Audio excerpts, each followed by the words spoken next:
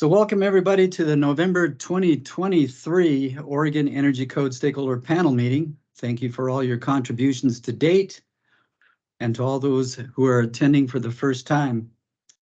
Please save your questions for the Q&A periods, or if you have something that needs immediate attention, use the chat feature and publicly send the message chat to everyone so we can all see it.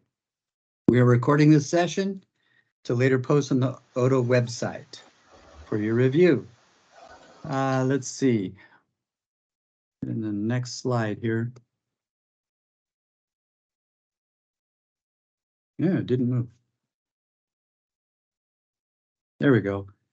Here's the agenda we're going to be talking about today. It's kind of small to look at, but you can see we're going to go right into base code, breach code, federal funding, some ODO incentives, brief coverage of that, and then Blake will take us home with building performance standards. So with that, I'd like to welcome Building Code Division Mark Heiser and Kelly Thomas to lead off the discussion today. Are you ready to go, Mark? Why, yes, I am, Roger.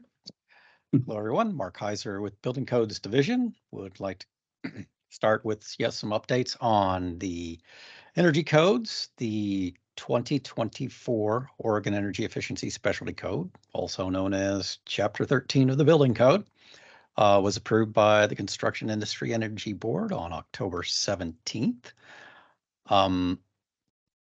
Actually, of 2023. I don't know why. We're doing some time travel today, and I've gone ahead to approve it next year already. And we do anticipate, we're hoping, and the original intent was to get an effective date of January 1st with a 6-month phase-in, with a rulemaking hearing in very shortly next month to be announced soon. But based on not just the federal determination, but primarily it looks like based on ComCheck availability, this may extend to probably an April 1st deadline with a 6-month phase-in. The folks at US DOE, PNNL are working on still, I believe, in beta testing of a new look for ComCheck, an interactive version, which should be quite helpful for everyone. Just as a little background on ComCheck, it will be all online, and there will be the ability to have a single file that multiple trades can work on. So you can have your architect working on the envelope portion. You can have the mechanical designer or contractor doing the mechanical portion. You can have a lighting designer doing the lighting portion, even plumbers and whatnot for some of the remaining parts, so that less need to go with what we would call deferred submittals for some of the compliance pieces. So not waiting for an easier way to make sure everything is working together, especially now that the additional efficiency credits are coming into 90.1. You really, if you have a target set of number of credits, then you need to make sure that if the mechanical contractor is going to do something with higher efficiency equipment, they know that they're going to do it and they sign off that they're going to be part of this. But as this comes forward, there are waiting to see how it's going to look, to see what additional forms we have to come up with in the state to make sure that people can turn in the right information and show that they're going to comply. So we're hoping that they'll have things ready in December, that we can look at it quickly and maybe have things ready for January 1st. But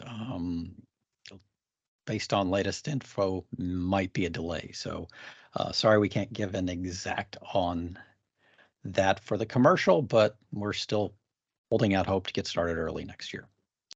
Next slide. I believe we have a residential one.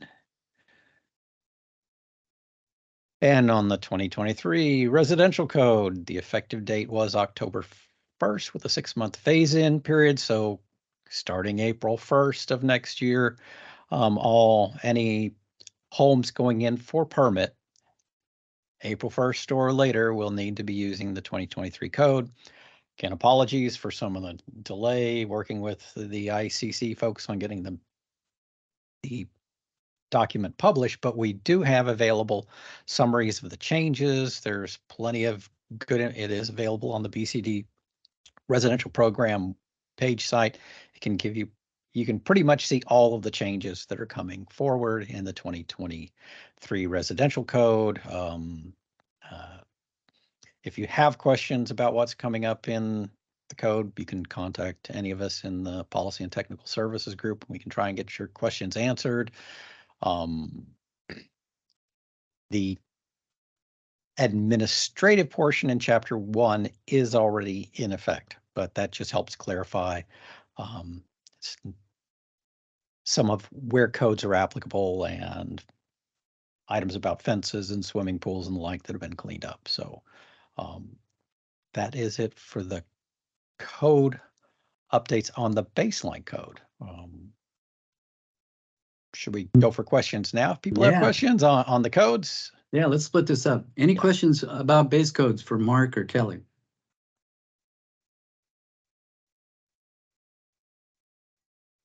A miraculous job, Mark. No questions, huh?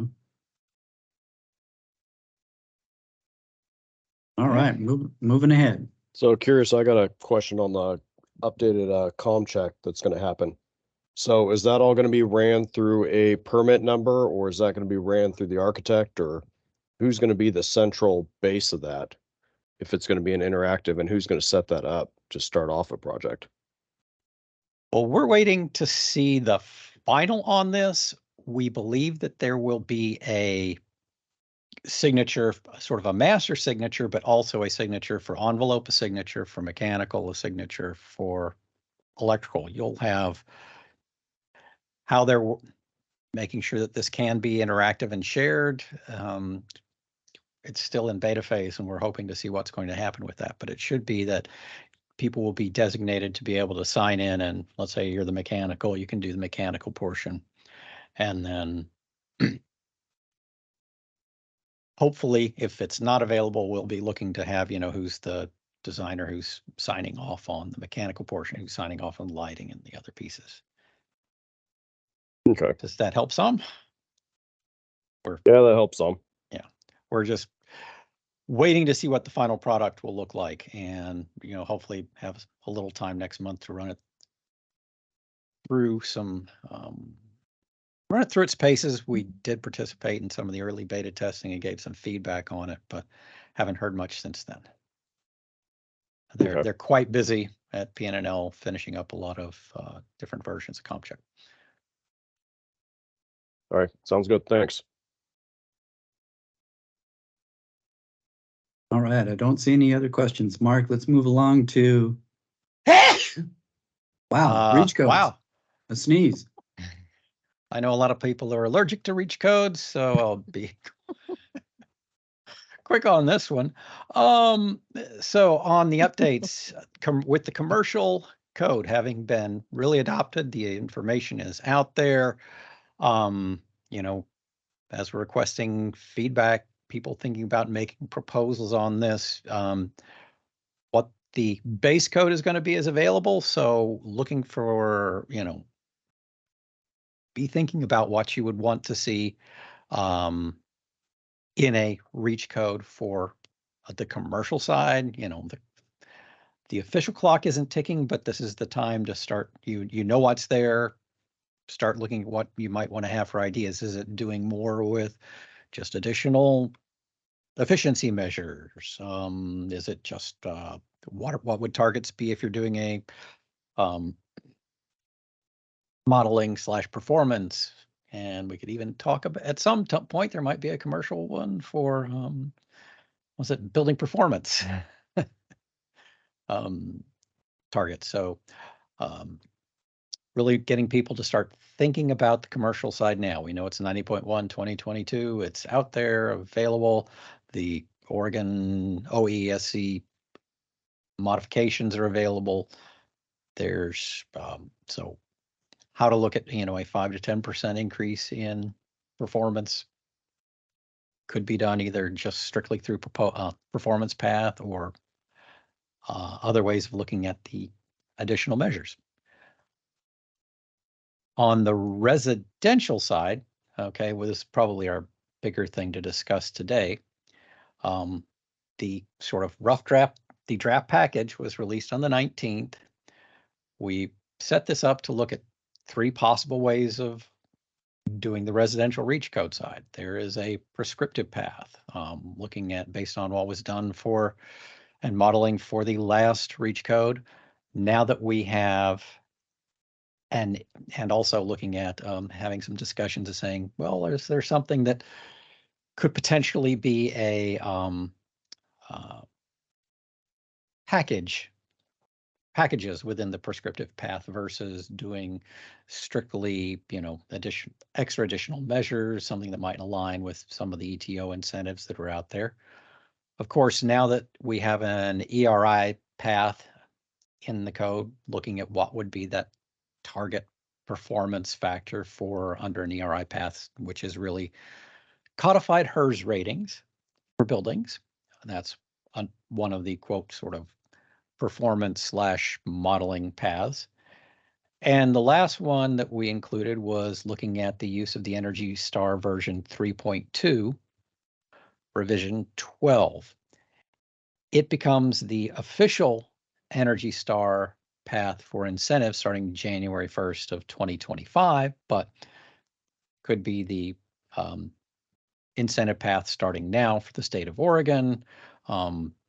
For those of you looking for that $2,500 for Energy Star builder funds, it's going to be the current, I'm trying to remember what the number is, revision, but I think it's 3.111 or something like that. That will still be available for single family homes through December 31st of the coming year. So if the construction is completed by December 31st, you can still get incentive money under the other path. But for the reach code, we're looking at doing version 3.2, revision 12, which is really looking at that's going to be continuous insulation, probably looking at a few additional pieces, but it does align with some really good incentives at the federal level that might also align with if you're going that path and getting some of the in-state incentives. The reach code comment deadline is Monday, December 18th. One thing that we have looked to set up is set up for December 7th is sort of another Oregon Energy stakeholder panel discussion to get people together who would like to discuss potential submittals ahead of time, ones that might be already brought into the ORRC package, ways to look at getting feedback on, well, should we just be prescriptive only? Should the reach code only be ERI path? Should it only be Energy Star version 3.2? This is to get additional feedback from the public before the comment deadline ends on December 18th. We'd really love to get more feedback from the public. What are people looking to see? We want to make sure that we're looking at affordability, looking at the ability to get incentives, which is part of one of the big intents of using the reach code. So we might not be getting comments today, but we would sure look forward to getting comments from people and attendance at the December 7th meeting to get some feedback. We'd really appreciate the feedback from everyone. So especially if you're looking to put in some type of comment, we could have it pre-prepped for the final package early on, because again, we want consensus and trying to get as much consensus building done ahead of time as possible. Are there any questions or comments? So I'm looking at the residential reach code page, I think on the website. Is there something that encapsulates those deadlines with a contact information on a single page? Where am I looking for if I want to send a link with that information to somebody? Oh, and I need to go back to, yes. Kelly will be looking at that. And I don't need it now. If you can just send me sort of the link. We'll see about getting something posted in the chat. How about that? We'll make sure we get that posted in the chat. that has the December 7 and the December 18 deadlines, so people understand the deadlines and the, sort of yeah, but if that could be, if it's in the chat, let me know, because I'll need to grab it before the meeting ends as opposed to getting it as a email or something. Yes, and just to let you know, the December 18th is part of the announcement for us, the division seeking proposals. We'll try and get that linked. And then the December 7th meeting is really another one of these meetings. It's another Oregon Energy, sort of an independent stakeholder feedback panel meeting. It's not an official, rulemaking hearing or anything like that. It's to get further feedback because we want to get as much out there in the public and sort of discussion as we can.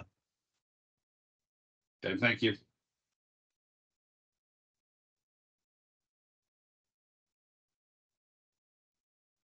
Looks like Vin has a question.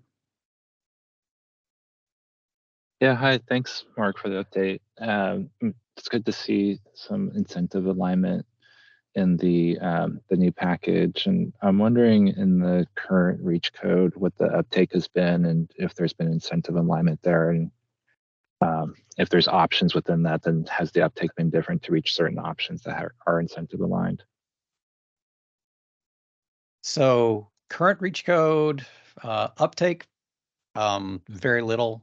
That's why we're looking to get it more aligned this go round. Been working a lot earlier in the process to see about what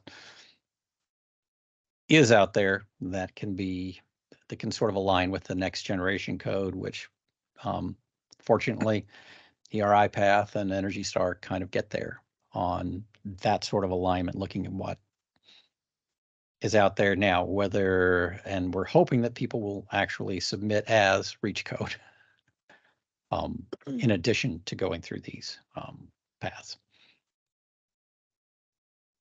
Great, thanks.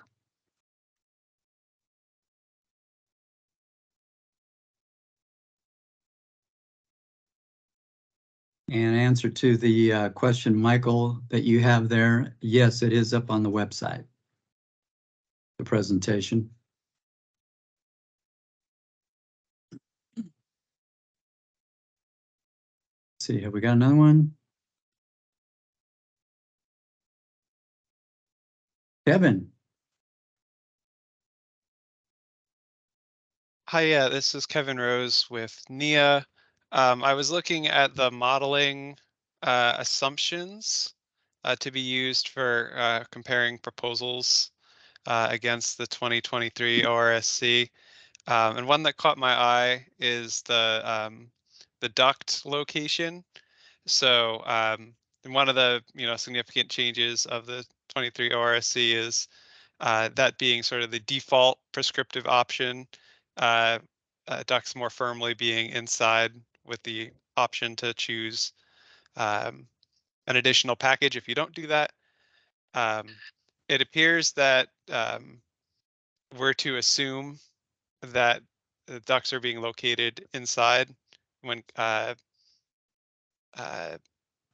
computing energy savings and construction costs compared to the baseline. However, it's not clear what the market's most likely choice is going to be, but I've definitely heard strong people thinking that the market's more likely going to choose an additional package versus redesigning ducts and moving them inside. And in terms of ETO incentive alignment, my understanding is they're planning to assume that that's what is going to happen. So for both, general accuracy and for the idea that matching assumptions with ETO programs now will help generate decisions that better align with ETO incentives. Does it make sense to look at that assumption? I guess I'm curious about that that topic overall. Yeah, I can answer that, Kevin.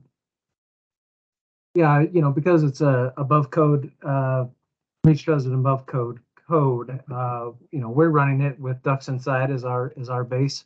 The ORSC, we weighted that out based on really how NIA weighted out when we had the windows in the code. You guys use like a 75-25% split. So we kind of use that as as a guideline and even split that 75 in half. But for the reach code, you would run the base as if ducks were inside.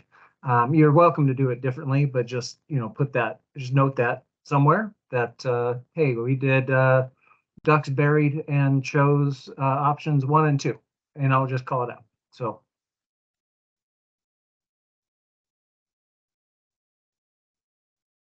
Okay. Does that help Thank you?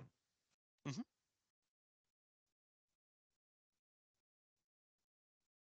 Kevin, are you good with that? Yes. Okay, perfect. Mark, anything else? No other items at this time. Look forward to hopefully chatting with some other groups in December. Thank you. Yeah.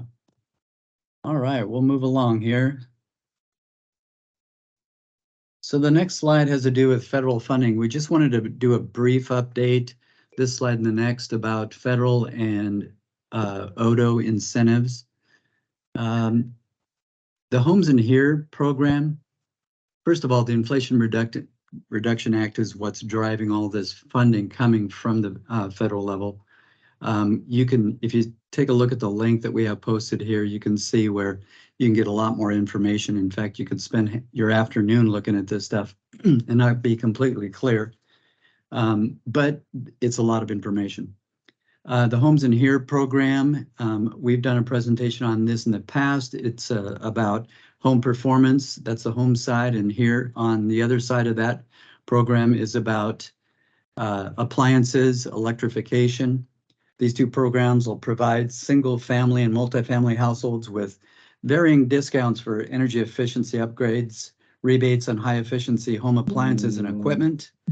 ODO is planning for these programs to determine how these rebates will best work with other programs in Oregon and to determine eligibility or potential rebate amounts for any individual or household. Currently, individual stakeholder engagements are underway, actually, and feel free to reach out to Will Mulhern. He's on our team at ODO. I think Will was going to try to attend this meeting, but I'm not seeing him. But you can always message me or Blake, and we can put you in contact with Will. He's one of the planners. If you'd like to participate in any of the upcoming discussions about these two programs, which there's several, he'll get you on a list. These discussions and listening sessions will continue into early 2024. The timeline for ODO's application to the federal level is spring of 2024. That means we're still in that design phase, collecting a lot of information from folks. And my understanding is those meetings are going really well, integrating other organizations like the ETO and PCEF and other actors in the market, how to braid funding together. That's the mission at this point in time. And then there's a timeline for ODO's application to the federal level is spring 2024, with possibility of rebates being available as early as summer of 2024. It could be late spring, but the way things are looking, it's probably going to be 2024 summer. So I wanted to also mention to you about the workforce development piece of legislation that came out. It's in conjunction with the Homes Here effort. And there's two segments to this funding under the template of workforce development, and that is training for residential contractors and the energy auditor grant.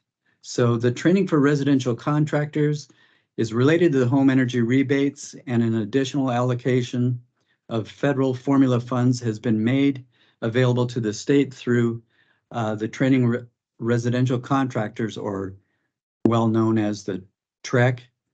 To aid in workforce development, Odo intends to apply these funds to help prepare for the workforce needed to support the influx of home energy upgrades that are going to be made possible through the home energy rebates program. Odo is considering a program that will reduce costs of training contractor employees, provide access to workforce development tools for contractors such as testing and certification, and partner with community organizations to develop and implement an equitable state program. Odo plans to submit an application by the end of November 2023. That's this month, and if selected, funds will be dispersed as early as May 1st of 2024. Odo's share of this formula grant is $2,028,000.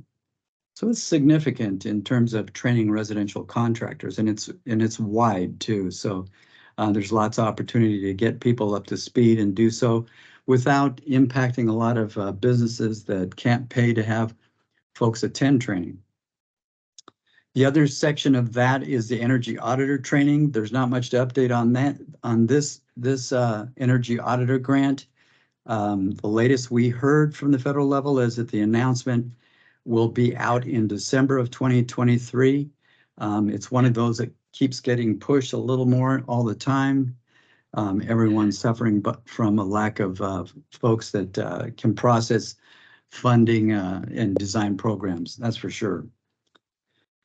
Let's see, the next one on my list is Solar for All. If you haven't heard about this one's a very large program. This grant opportunity can provide funding over a 5-year period of performance. The opportunity is focused on providing benefits from solar energy to low-income households and disadvantaged communities. The grant funds can support financial assistance to individual households for solar and storage technology, as well as enabling upgrades necessary to install solar technology on the residence. The program can support various aspects of solar technology, including community solar programs, workforce development, and high-quality jobs in supporting critical facilities that serve low-income and disadvantaged communities. Odo's application for Solar for All came in at $138 million. We submitted a coalition application with Odo serving as the lead, and ETO and Bonneville Environmental Fund as coalition members.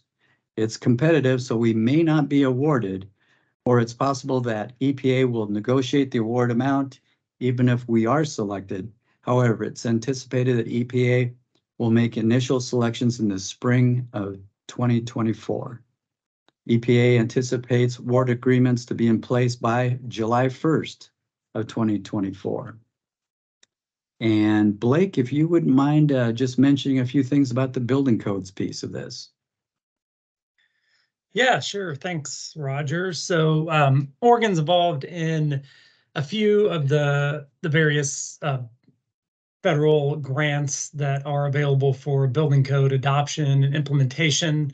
Kind of the first round of that funding was under the bipartisan infrastructure law, the IIJA, and Oregon's partners on 2 different successful grants that are going through the contract negotiations now. One of them, and we've mentioned these in some of the previous stakeholder panel meetings, but the first one is a partnership that we've got with ASHRAE and ICC and NASIO to, and this is a national scope, so certainly not just Oregon, but for development of training materials for building officials to help understand the codes and to kind of roll out that training on a national scale. And we're just a state partner on that to provide input and kind of act as a state level consultant there. That one's just still moving forward through the contract negotiations at the national level, but we expect that contract to be, potentially complete before the end of the year. But ASHRAE is the lead on that one, and we're just a sub recipient, kind of sub consultant on that.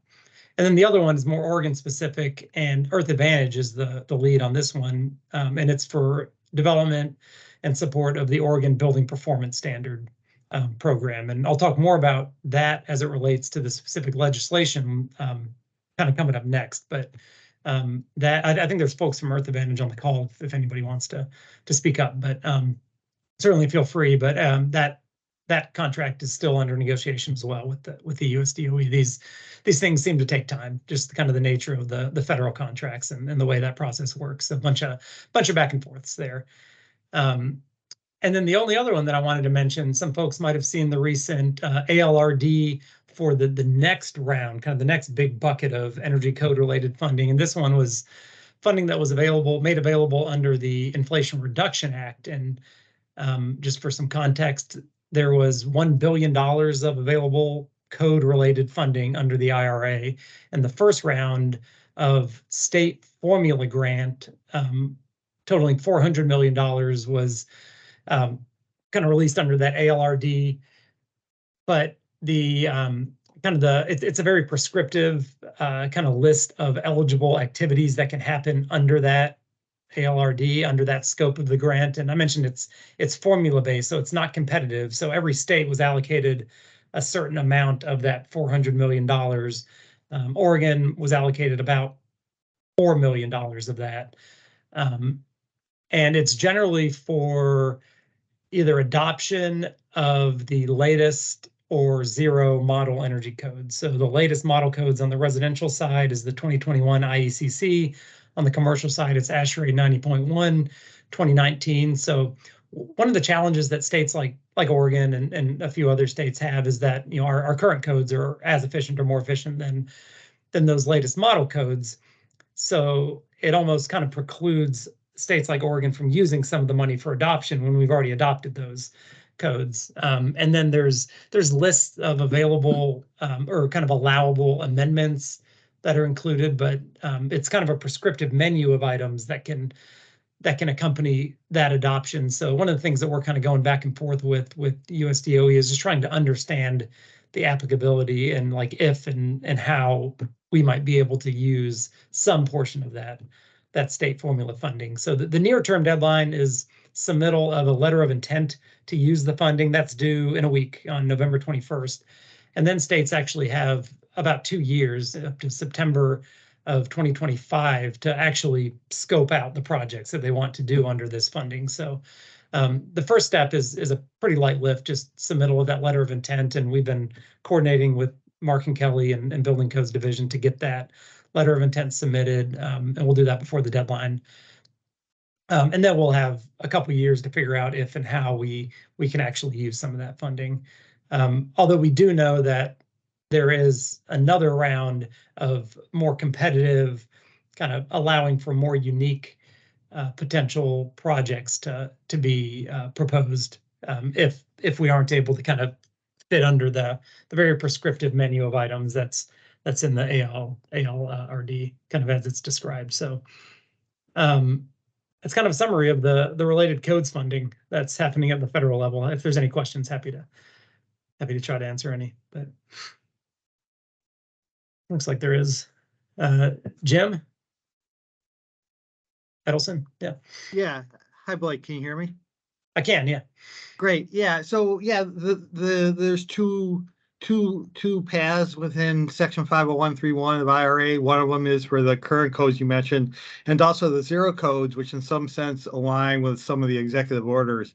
I'm wondering, you know, do you think that Oregon is well positioned to work towards implementing, and you also have to achieve 100% enforcement. So I'd like to know how BCD plans to, you know, propose by 2025 a plan to achieve 100% enforcement, potentially with a, you know, a zero level code. Is that what's in your playbook coming up? Yeah, I think I think some of that, right. So that's kind of the second option, is the adoption of the zero codes.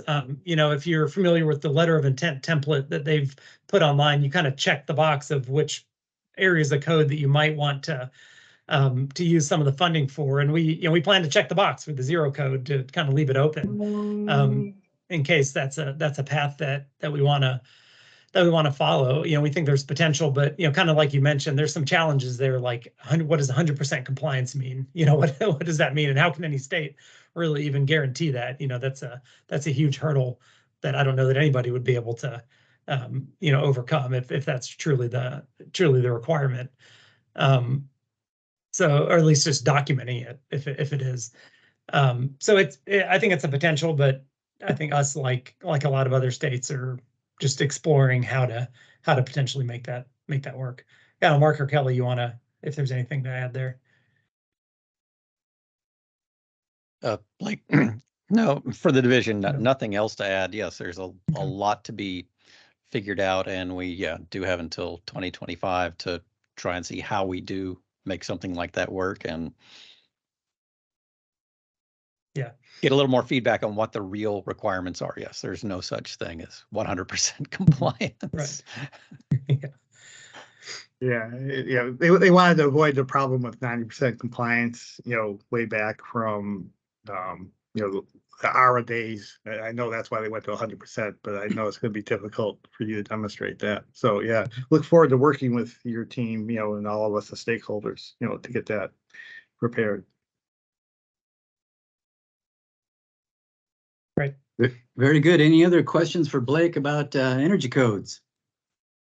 The funding support from the federal level. Lots of dough going around here. Kevin. Yeah, Kevin Rose, Nia again. So this one is as much about the this topic as the REACH code that we just talked about. In the IRA information, for the not the zero code portion that we were just talking about, but for the 2021 IECC equivalency section, they pretty prescriptively outline which types of amendments in their eyes are allowed for a state to be eligible for that funding. So I'm curious in general about thinking on that, acknowledging that we've got 2 years and even more time than that to straighten that all out potentially. But also with the REACH code topic that we were just talking about, is there interest in moving closer to the sort of vanilla IECC and the 2021 version of that specifically in order to increase the state's eligibility for this funding? I'm thinking particularly on the residential side. On the commercial side, I think the state's pretty close adherence to 90.1 puts you in pretty good position. The less so on the residential side. So, yeah, this is a hybrid question where the REACH code maybe provides a potential opportunity to move in this direction. Yeah, I don't know, Mark, do you want to, or Kelly, do you want to address the potential for IECC adoption?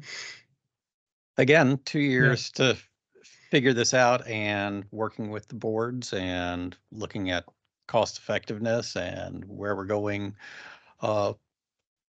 whether we can, it might be that we also have the requirement to do better than the model codes, and looking at the executive orders and House Bill 3409, the continuing to improve.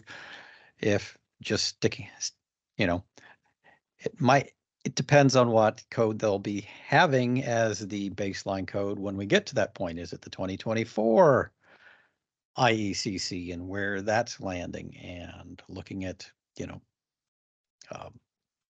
what lands where at that point. It's really going to be an ongoing look at whether we can meet all the requirements and to get the money, and how that would be used.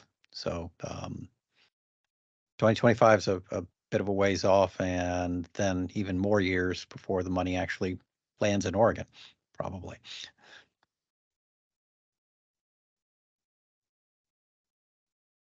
Okay. Yeah, thank you. I was just curious if it was within the realm of possibility or a complete non-starter. It sounds like it's anything is possible with given the amount of runway between now and when uh, you know actions need to, be done in order to continue to receive federal funding. So appreciate that answer. Thanks. And Johnny, did you get an answer for your question about IECC? It was more of a clarification because I believe Kevin mentioned about the adoption of specifically IECC 2021, but I think that there's a chance that the feds are going to come back and say that 2024 IECC also complies within the next, once 2024 IECC officially comes out, they're going to likely rule that it's also equivalent, or I don't know if equivalent, but like also complies if a state were to adopt that. So I was just kind of, and then immediately that was also agreed upon. Yeah. Thank you. All right. Well, I don't see any other questions here. So we can move to the next slide. And this is my attempt at just trying to share some of the ODO incentives that we have out, and don't need to go into any level of detail on these, but there's a lot going on in the energy industry, and ODO's got more than these programs even available. Just want to make them listed here for you to peruse, as you oftentimes work with community leaders and can garner their attention toward community renewable energy programs and the heat pump programs that we have available for folks out there. The last one you may not have even heard about, that's the Rural and Agricultural Energy Audit Program. It's for rural Oregon in the agricultural sector, and that would be helping them with audits to get things done. And we're starting to see much more traction with this program, really starting to uplift all areas within the state. Low income, rural, you've heard these terms over and over and again, and we're really just trying really hard to get to all different areas. So just wanted to make these incentives available and out there on your radar. Let's see, let's move on to the next slide, and that would be Blake's discussion about building performance standards. Yeah, thanks, Roger. So you can go to the next slide there. So just in case folks haven't been or weren't tracking along during the last legislative session, there was a bill, House Bill 3409, that was a combination of a number of different energy and climate bills, but part of it included the formation of a new program in Oregon, building energy performance standards, to address the energy use in existing buildings. What this program is going to do is it's going to require a lot of large commercial buildings to enhance their energy management practices and meet certain energy performance targets. And it's based on ASHRAE Standard 100. It's going to be administered by our agency, the Oregon Department of Energy. And if folks are familiar at all with what has been going on up in Washington State about over the last couple of years, so they're about 2 years ahead of us. The Oregon program and the legislation was all modeled pretty closely after the Washington State program in terms of like how it was structured, the reference to ASHRAE Standard 100, a lot of the language and the potential compliance pathways were all modeled pretty closely after Washington State, with a few different kind of lessons learned, I think. And so we can go to the next slide. So a couple different kind of differences in the scope of coverage. So the Oregon building performance standards, so we've kind of developed this graphic to illustrate which buildings are covered and kind of when they'll be covered under the building performance standard. And Oregon has both what's called Tier 1 buildings and also Tier 2 buildings.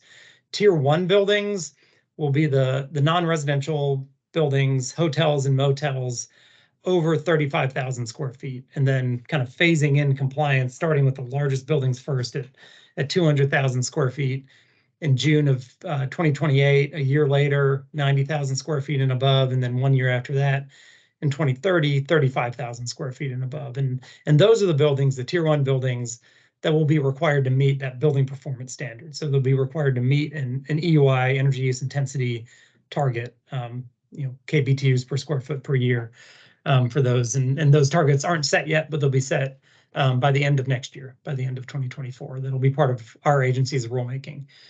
And then there's also the tier 2 buildings that aren't required to meet the building performance standard. They won't be required to meet an EUI target specifically, but they'll be required to benchmark, to report their energy usage. And those are, first, the smaller of the non-residential hotels and motels between 20 and 35,000 square feet. And then also certain sectors that, I think this was that kind of one of the lessons learned that came out of the Washington program. There are just certain sectors that are a little bit more challenging to meet the building performance standards, to gather the available capital to make the facility improvements, the infrastructure improvements, and hit these targets. So, and those are sectors like multifamily, hospitals, schools, dorms, and universities. So all those sectors are included under tier 2 if those buildings are 35,000 square feet and larger. And those buildings will just be required to report their energy usage, to benchmark their energy usage, but not be required to meet a BPS. Although the legislation does direct ODO to evaluate a potential building performance standard for those tier 2 buildings in a few years. So that'll be work that gets done sometime in the future to look at the potential feasibility for that, but not in the first round. So yeah, I think we can go to the next slide now. So, I mentioned before, but in general, compliance means either meeting those energy use intensity targets. There is a conditional compliance pathway.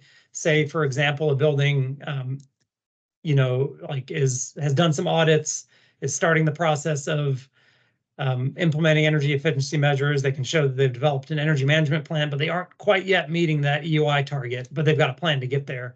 There'll be rules around how that conditional compliance is structured and how somebody actually follows along that pathway. And then there's also a number of exemptions for buildings that would be covered, but if they meet one of the exemptions, they're not required to meet the EUI targets and fall under the building performance standard. There's a few different categories of exemptions. Some of those are, don't have a certificate of occupancy. If for whatever reason the building has a low occupancy and there's thresholds defined in the statute. If you take out the unconditioned semi-heated spaces and then you fall under that 35,000 square foot, not part of the BPS. For manufacturing, industrial uses, agricultural buildings, there's exemptions too. So those aren't, those are covered buildings, but then they meet one of the exemptions. So they'll be kind of like in the list of buildings, but then marked with an exemption sort of a thing. So it's still kind of required to be tracked, but not required to meet the EUI performance targets if they meet one of those categories. And then there's also a number of financial hardship categories that if a building owner or building qualify for, then they can meet an exemption. So next slide.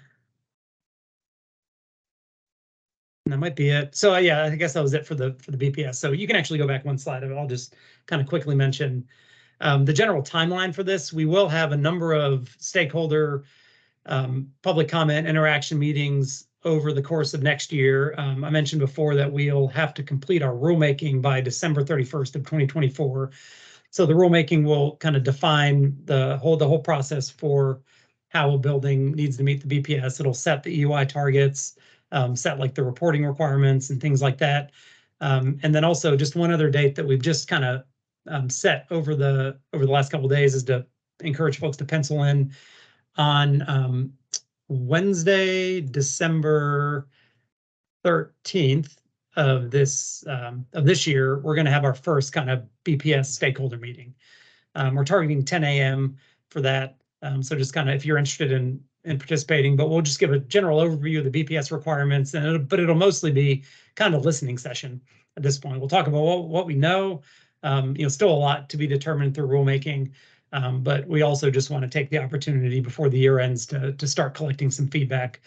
And there will be a rulemaking advisory committee formed to assist with that rulemaking. So we'll talk about that in the December meeting also, and start taking, hopefully start taking some applications or just requests to be on that committee, whatever form that takes. So That's it for me. You can, oh yeah, you can sign up for BPS updates also. I would encourage anyone who's not on that distribution list to put their name on that list. You can do that on our website when you're signing up for all the other categories of emails that you want to get from the agency. So when there's two separate BPS lists, there's one general list and then there's one BPS specific rulemaking list. So make sure to sign up for both of those if you want.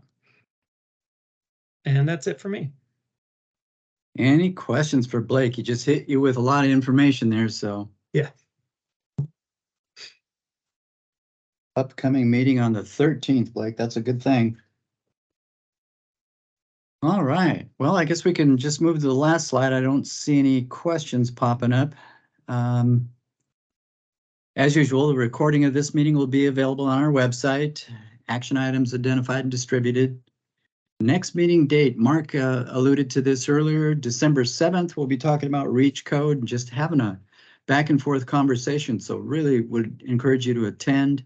I'll be sending out a message about that to give you access. Any questions, let me know. And meeting materials are right here in the middle of this slide. It's our website. And then there's also a Building Codes Division link here in case they need to access that information. So unless there's other questions, I think we are at the end of our time today and would bid you all a very good Thanksgiving. All right, everybody. Talk to you later. Thank you.